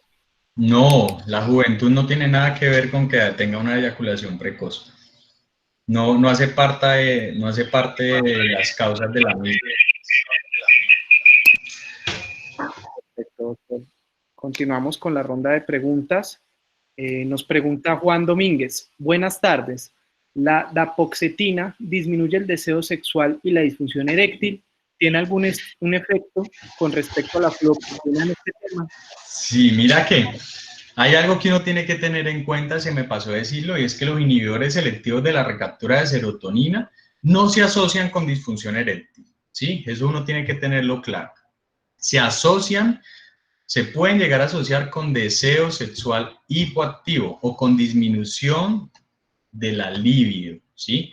Si el paciente tiene una disminución de la libido secundaria a un inhibidor selectivo de la recaptura de serotonina, uno recuerden que tiene 4: fluoxetina, dapoxetina, paroxetina y sertralina. La que más baja el deseo sexual de las 4 es la fluoxetina. Entonces, si yo a ese paciente le arranco fluoxetina, pues más bien le quito la fluoxetina y le coloco paroxetina. Si ya con la paroxetina el paciente me siguió bajando el deseo, yo le tengo que colocar otro inhibidor que no baje tanto el deseo como la fluoxetina y la paroxetina, que sería sertralina. Y si el paciente persiste con la disminución del deseo, yo tendría que colocarle dapoxetina o cambiarle a un anestésico tópico u otro que no interfiera con el deseo sexual de estos pacientes. Perfecto, doctor. Continuando con la ronda de preguntas, tenemos varios comentarios de agradecimiento. Le leo algunos por acá. Bastante dices, gracias, doctor, muchas gracias por la conferencia, a ti por la invitación, excelente charla, Chuchito, un abrazo, manda Dani Perlaza, Dayana Posada, muchas gracias, doctor Reyes, entre otros. Continuando, Muchas gracias. Ramírez pregunta, doctor, ¿el consumo de alcohol es algo que se debe descartar? ¿Cuánto de consumo aproximado? Aquel consumo de alcohol que lleve al paciente a la embriaguez. Ese es el que puede llegarse a asociar con eyaculación precoz. Si toma alcohol y ese consumo de alcohol lo lleva a la embriaguez, puede llegar a ocasionarlo. Siempre el consumo de alcohol debe ser un consumo de alcohol moderado. ¿Y moderado qué es? Que el hombre no se tome más de 2 copas de alcohol en el día y que la mujer no se tome más de 1, que son las 2 medidas estándar avaladas por la Sociedad Europea con respecto a la prevención de riesgo cardiovascular. Si se toma más de esas medidas o llegan a la embriaguez, eso ya es un consumo de alcohol patológico y puede llegar a ocasionar eyaculación precoz. Perfecto, doctor. Continuamos con la pregunta del doctor John Núñez. Pregunta, ¿qué se debe sospechar si el tiempo de masturbación es más corto que el de la relación sexual?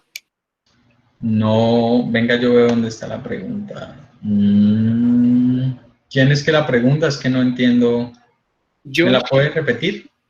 Pregunta, ¿qué se debe sospechar si el tiempo de masturbación es más corto que el de la relación sexual? Ya, puede llegar a ser orgánico. Siempre la masturbación, si está más comprometida que la propia relación sexual, tengo que descartarle organicidad. Porque usualmente durante la masturbación la parte o el peso psicológico no va a estar, porque el paciente está en ese momento haciendo autosexualidad, está sentado en su casa, tranquilo, no tiene la ansiedad anticipatoria de rendimiento, no tiene que ocasionarle orgasmo a nadie aparte de él. Es decir, que si la masturbación es la más comprometida comparativamente con la relación sexual, eso sería más orgánico. Siempre habría que descartarle organicidad. En ese caso, ¿qué sería? Pues hipertiroidismo, diabetes, uretritis, prostatitis, enfermedades cerebrovasculares, etc. Perfecto, doctor. Un comentario del doctor Carlos Javier Fernández.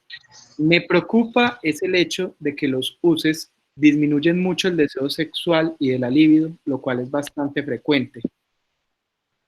Los inhibidores selectivos de la recaptación de serotonina. Sí, por eso le explicaba al doctor hace unos minutos que uno tiene 4, básicamente, porque digamos tendría que sacar la duloxetina es otro, pero realmente se utiliza más para fibromialgia, entonces por eso nunca lo metemos en eyaculación precoz. Los 4 que tenemos es fluoxetina, sertralina, paroxetina y dapoxetina.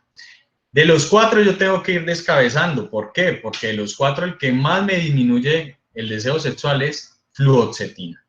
Si la fluoxetina me le ocasionó deseo sexual hipoactivo, yo lo paso a paroxetina.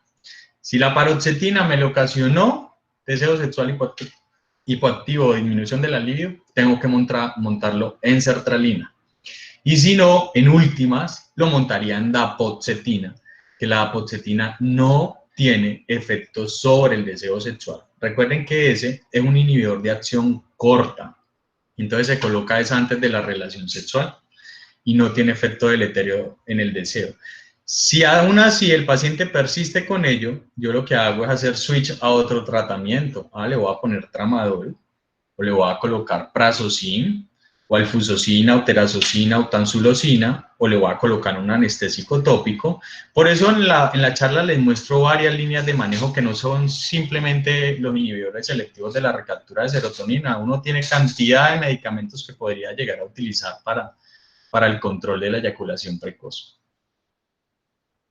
Perfecto, doctor. Muchas gracias. Continuamos con una pregunta del doctor Arturo Reyes. ¿Qué efecto puede tener la cama sobre la eyaculación precoz?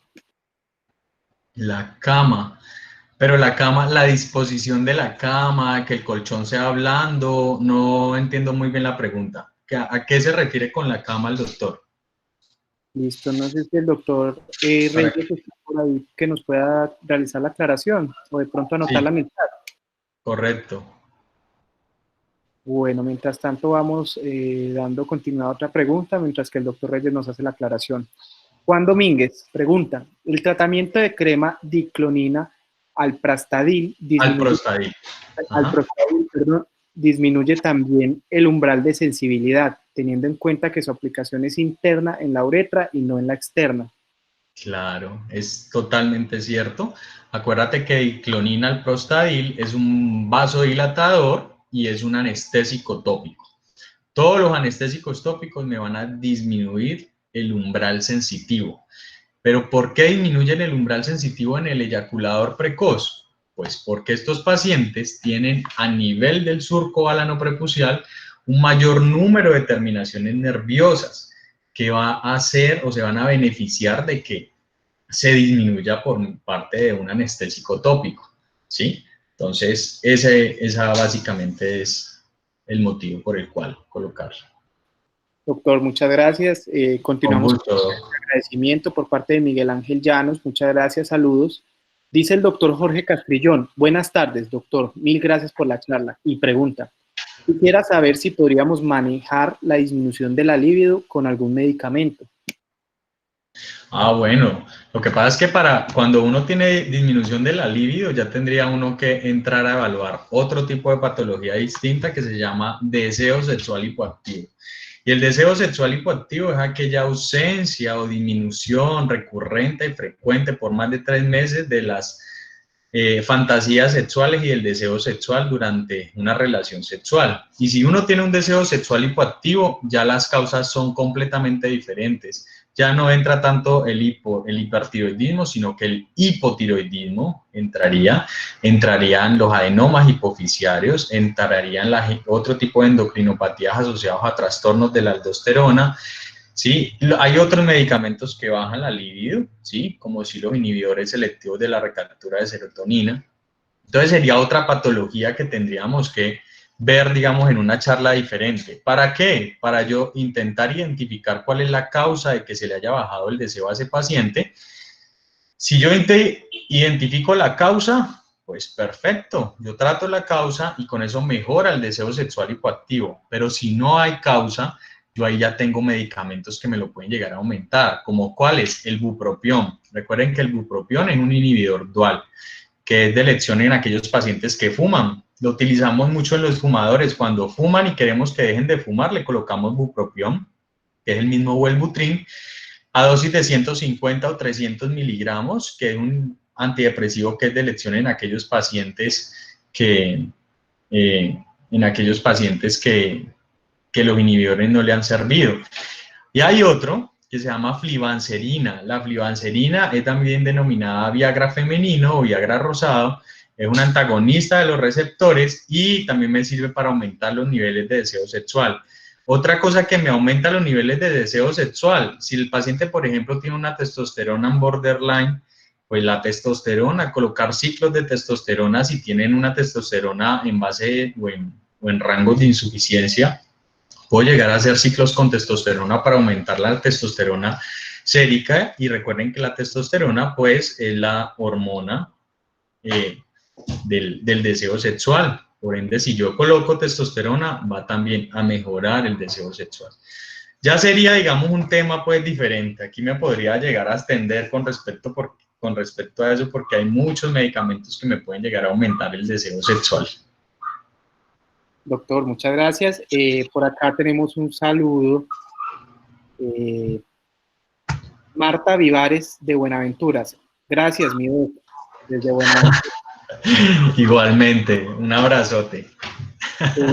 Doctor, el doctor Arturo Reyes nos hace la aclaración que en realidad lo que él quería escribir era qué efecto puede tener la cannabis sobre la eyaculación precoz. Bueno. Miren que la cannabis sobre la eyaculación precoz tiene, digamos, dos cosas. Uno es si el cannabis se consume de forma habitual o es de forma esporádica. Si el paciente es consumidor habitual, es decir, que es un consumidor de marihuana diariamente, ¿sí? Recuerden que la marihuana es lipofílica. Si uno consume algo que es lipofílico, bien sea se vaya por vía oral o por vía pulmonar, tiene sí o sí que hacer paso hepático.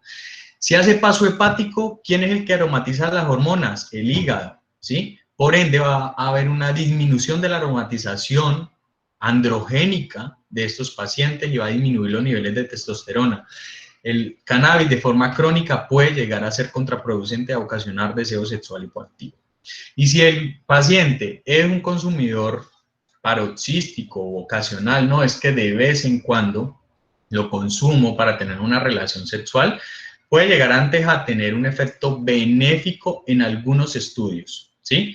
Pero uno no puede llegar a recomendar a un paciente consumo de cannabis para que mejore su eyaculación precoz. ¿Por qué? Porque recuerden que la marihuana en la gran mayoría de los casos es fumada, y si es fumada, pues va a ocasionar una disfunción a nivel de los receptores o de los neumocitos 1 y 2, y ocasionando riesgo para hacer enfermedad pulmonar obstructiva crónica, fibrosis pulmonar, cáncer, etcétera. Entonces, realmente no es una de las líneas de manejo, además que de forma crónica. Hay un estudio que salió por allá en el 2008 que se llama marihuana como disruptor endocrino, y habla básicamente de eso, que la aromatización hepática o el paso hepático que hace la marihuana hace una disrupción de todas las hormonas que debería de tener el paciente, además de ocasionar de forma crónica también algo que se llama síndrome amotivacional. Y el síndrome amotivacional ocasiona que los consumidores crónicos ya luego no les saque ganas a nada. El síndrome amotivacional ocasiona que el que consume marihuana de forma crónica ya no le saque gusto al trabajo, ni quiera ir al colegio, ni quiera tener socialización por estar bajo el consumo del mismo. Entonces puede llegar a ocasionar este tipo de problemas. Habría que individualizar si es permanente o ocasional. Perfecto, doctor. Continuamos con Carlos Javier Fernández. Pregunta, ¿qué opina del uso de fundas para recubrir el glande? Sí, se pueden llegar a utilizar, pero el problema con las fundas es que ocasionan tanta hipoestesia que muchas veces se asocian con disfunción eréctil. ¿Por qué? Porque la funda ocasiona hipoestesia. La sensibilidad con un condón, a veces los pacientes con condón que son tan delgaditos y no interfieren tanto con la sensibilidad, le dicen, no, doctor, es que tengo disfunción eréctil porque cuando me pongo el condón no siento. Las fundas son más gruesas y tienden a disminuir más el umbral sensitivo. Entonces, si disminuyen tanto el umbral sensitivo, se asocia con disfunción eréctil. Entonces, aparte de la eyaculación precoz, puede perder la erección durante el acto sexual. Eso puede llegar a pasar con las fundas. Gracias, doctor. Continuamos con la pregunta del doctor Jonathan Ríos Pérez. Ajá. Doctor, uno como médico general podría iniciar estos manejos farmacológicos, ¿y cuál nos recomendaría y en qué momento remitirlo al sexólogo clínico? Ya es súper fácil. Mira, yo ya les mostré entonces que hay varias líneas de manejo y ante todo hay que individualizar al paciente. Si yo ya sé que tiene una eyaculación precoz, lo más importante es determinar si es primaria o secundaria. Si es primaria o secundaria, yo tengo que primero descartar que no tenga una causa orgánica. Si tiene la causa orgánica, si le encontré una uretritis, pues tengo que tratarle la uretritis. Ay, que es una uretritis por gonococo, por clamidia o por una E. coli, tengo que dar antibiótico-terapia direccionada para estos gérmenes, ¿sí o no? O si tiene un hipertiroidismo, igualmente tratarlo. Ya si el paciente yo sé que no tiene algo orgánico y que tengo que tratarle propiamente la eyaculación precoz, la primera línea en nuestro medio se llaman inhibidores selectivos de la recaptura de serotonina. Arranquen con fluoxetina a 20 miligramos una tableta en la mañana, ¿sí? Y reevalúen ese paciente en un mes. Ya en un mes el paciente tiene que tener el efecto propiamente de la fluoxetina. Si el paciente llega al mes y no mejora, ustedes podrían llegar a aumentar a 40 miligramos de fluoxetina, pero teniendo en cuenta que la fluoxetina a 40 miligramos puede llegar a ocasionar algo de acaticia o piernas inquietas. Si no, cámbienselo por uno que sea más potente, quítenle la fluoxetina y pásenlo a paroxetina de 12.5 o de 25 miligramos. Si con la paroxetina no les mejora, quítenle la paroxetina y pónganle la sertralina. Y con la sertralina arranquen con dosis bajas de 25 miligramos al día, ¿sí?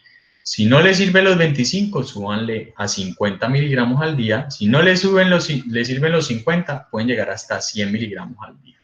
Ya si llegó a sertralina a una dosis alta y no les sirve, propónganle la apoxetina a dosis de hasta 120 miligramos, pero arranque con dosis bajitas, arranque en 30, no le sirvió, luego suban a 60, no le sirvió, luego 90, no le sirvió, luego hasta 120. Si ya cumplió con los inhibidores selectivos de la recaptura de serotonina, piensa en un antidepresivo tricíclico, pero descartando siempre que este paciente no tenga problemas cardiológicos. ¿Por qué?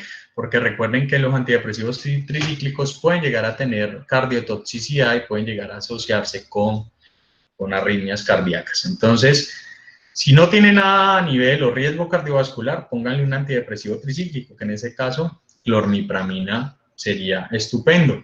Si no, pues entonces arránquele tramadol, si no, póngale algo combinado. Pueden colocar fluoxetina y pueden combinarla con unas goticas de tramadol. Si a pesar de las distintas líneas de manejo que ustedes utilicen, este paciente no les mejora, el mensaje es muy claro. Descártenle a este paciente una esclerosis múltiple. ¿Cómo se la descartan?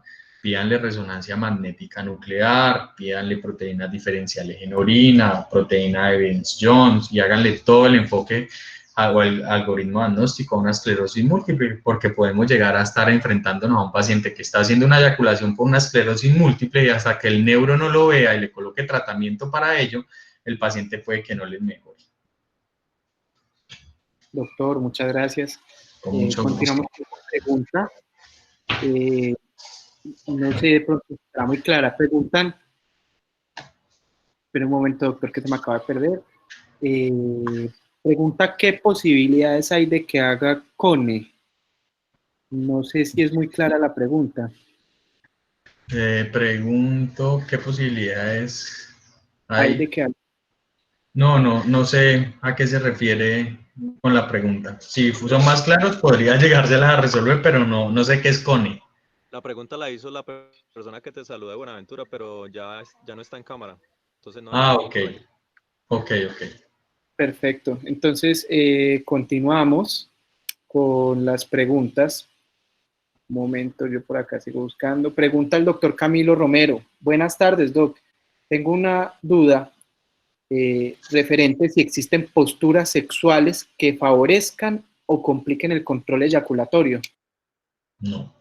La idea con la eyaculación precojante es uno tener dentro de su cabeza un arsenal tan grande de posiciones sexuales que le permitan en el momento de la relación sexual hacer uso de esas posiciones sexuales para poder llegar a mejorar el tiempo de latencia eyaculatoria intravaginal.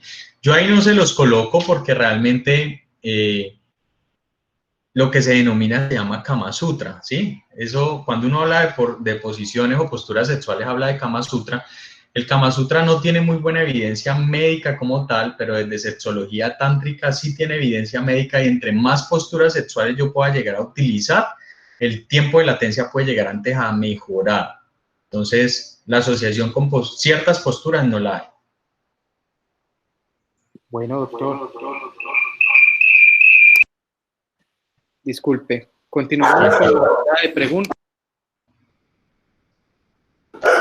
Por acá nos pregunta, doctor Reyes, ahora se preguntó sobre el consumo de cannabis, pero en cuanto al consumo de extracto de cannabinol, ¿mejoraría la eyaculación precoz aumentando el tiempo de latencia?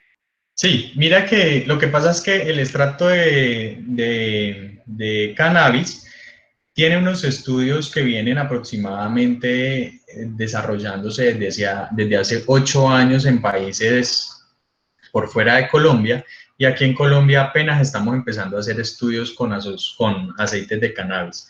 Hay algunos estudios de casos y cohortes que muestran que en algunos pacientes puede llegar a mejorar el tiempo de latencia eyaculatoria intravaginal, sin ningún problema. Pero hasta este momento no tiene una evidencia médica tan alta como para que las guías de práctica clínica en la eyaculación precoz recomiende el uso de cannabis vía oral para este tipo de patología. Es decir, que tendríamos que esperar a que haya más estudios médicos científicos que aprueben el uso de cannabis vía oral para que pueda llegar a mejorar. Hasta ahora faltan todavía estudios, aunque los pocos que hay han demostrado que beneficios acerca de esto. Perfecto, doctor. Bastantes mensajes de agradecimiento y de cariño hacia usted. Gracias. Antes. Pregunta por acá Mario Romo. Doctor, buenas tardes. ¿Existen Sí. alimentos que puedan evitar o mejorar la eyaculación precoz? Alimentos que puedan mejorar, no, no hay.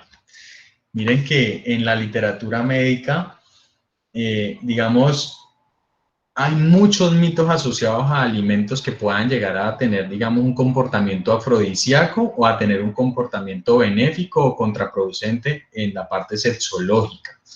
Pero hasta ahora, desde el punto de vista médico, no hay estudios que demuestren que hayan alimentos que mejoren o que empeoren patologías sexuales. Cuando a mí me dicen, por ejemplo, doctor, ¿usted qué piensa de los alimentos afrodisíacos? Los alimentos afrodisíacos tienen un contexto sociocultural muy importante.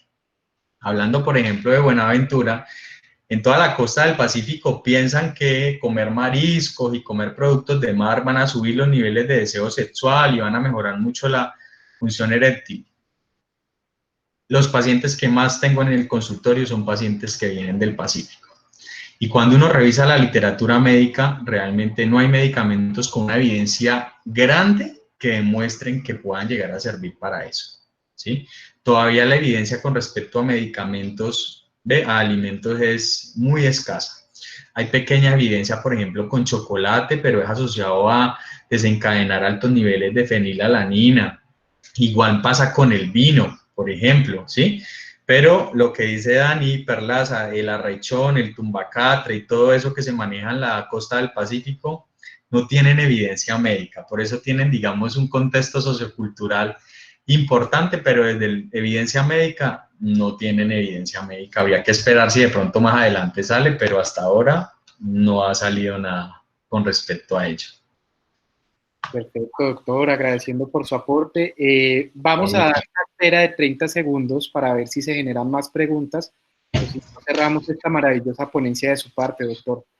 Muchas gracias, mi doc. Muchas gracias por la invitación y cuantas veces me quieran invitar estaré presto pues para colaborarles con lo que necesiten. Bueno, yo sé que sí, doctor. Para finalizar la charla, les recordamos que es muy importante su calificación y opinión con respecto a nuestras charlas. El día de hoy estuvimos con el doctor Jesús Reyes, él es especialista en sexología clínica, es médico familiar y es uno de nuestros docentes de nuestra institución universitaria Visión de las Américas. Doctor, pues no queda más que mensajes de agradecimiento, no solo por parte de la institución, sino de todos los que se conectaron con nosotros el día de hoy. Esta charla queda grabada y la van a poder encontrar en el canal de YouTube. Me pueden encontrar como Juan Alejandro Monsalve. Les estaré compartiendo el link. El doctor nos va a ayudar a hacer la respectiva difusión. ¿Listo? Muchas gracias, mi doc. Muchas gracias por la invitación y muchas gracias a todos los que asistieron a la charla. Muchas gracias por todos los mensajes de cariño que recibí. En serio que reconforta y ese es realmente el pago que más lo llena a uno. Muchísimas gracias a todos por asistir. Perfecto, doctor. Qué mejor manera que cerrar una semana con un broche de oro. Entonces, a todos los participantes, saludos, les mandamos mucha fuerza en medio de esta contingencia. Doctor, nuevamente agradecidos. Gracias. Damos por finalizada la charla del día de hoy. Hasta luego. Chao, mi doc. Muchas gracias y hasta luego a todos. Muchas gracias, hasta luego.